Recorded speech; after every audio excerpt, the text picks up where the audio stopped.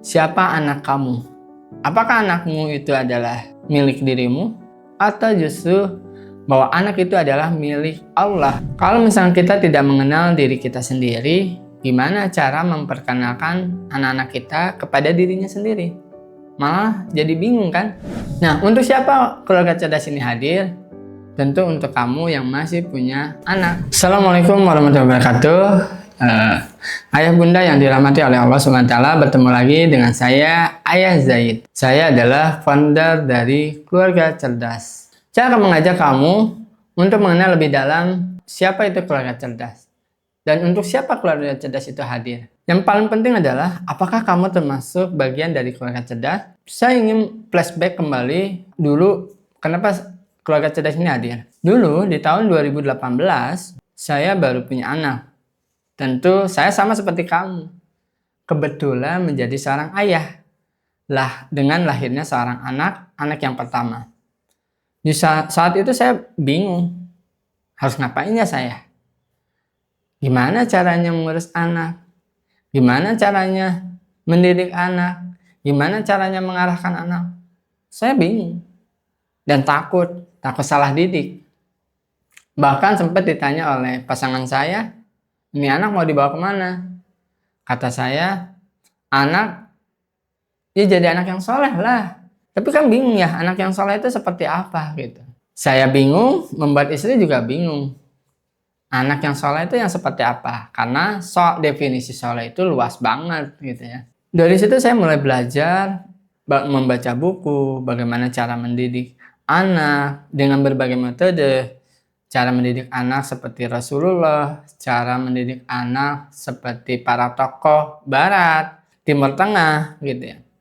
Bahkan saya juga membaca buku cara mendidik anak seperti masyarakat lokal di Indonesia. Saya bingung belajar sendirian. Dan saya bukan tipikal orang yang bisa belajar dengan sendirian. Makanya saya bangun Keluarga Cerdas ini. Untuk apa? Saya belajar, mengajak kamu untuk belajar juga, sehingga kita belajar bareng menjadi orang tua yang baik. Orang tua yang tahu kita akan mendidik anak itu seperti apa dan akan mengarahkan anak kemana. Karena saya yakin satu hal, keluarga cerdas akan membentuk anak-anak yang cerdas, sehingga anak-anak cerdas ini akan membangun Indonesia yang cerdas, sesuai dengan harapan kita semua. Nah, untuk siapa keluarga cerdas ini hadir? Tentu untuk kamu yang masih punya anak. Bagaimana dengan yang belum? Yang belum menikah.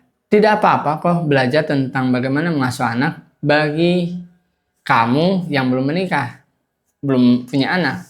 Atau kamu adalah orang tua yang sudah memiliki anak tapi anaknya sudah dewasa. Enggak apa-apa. Karena mendidik anak itu dari awal sampai akhir.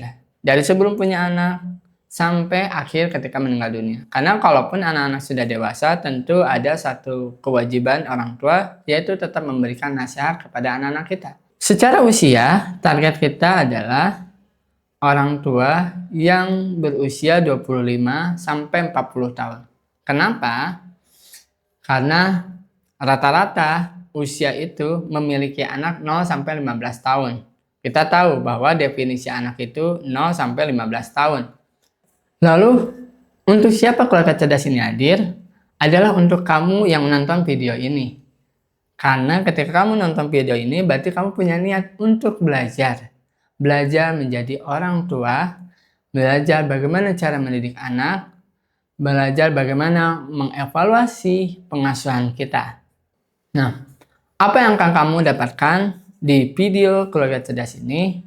Tentu banyak. Salah satunya adalah ilmu. Ilmu mulai siapa diri kita. Nah, sebelum kita mendidik anak-anak kita harus tahu. Kalau kamu adalah seorang ayah, kamu harus mengenal siapa kamu, ayah itu apa, seperti apa, kewajibannya apa.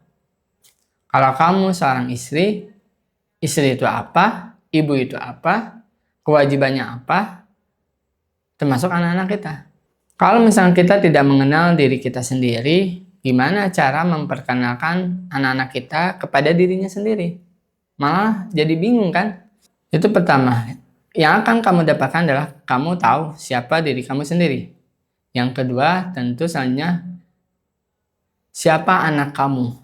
Apakah anakmu itu adalah milik dirimu atau milik seseorang? Atau justru bahwa anak itu adalah milik Allah Subhanahu wa taala yang menciptakannya.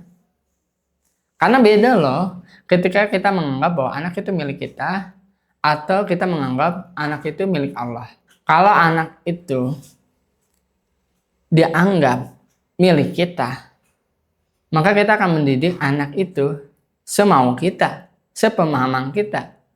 Padahal kita nggak tahu bentuk anak seperti apa dalamnya, bentuk jantung anak seperti apa dalamnya. Yang lebih tahu siapa? Allah. Maka kalau misalnya kita berpikir, kita meyakini bahwa anak itu adalah milik kita dan kita memperlakukan anak semena-mena kemauan kita di dalam diri anak, maka yakinlah kalau misalkan anak itu dididik secara pikiran, di dalam diri sepengetahuan kita yang terbatas Allah ini, maka sesuai dengan nafsu kita, didiklah maka anak-anak itu akan menjadi anak-anak yang bermasalah di masa yang akan datang. Pernah nggak sih kamu bayangkan? Karena kamu beli tentang anak itu juga nggak ngerti. Maka apa yang harus kita lakukan? Kita harus meyakini bahwa anak itu milik Allah.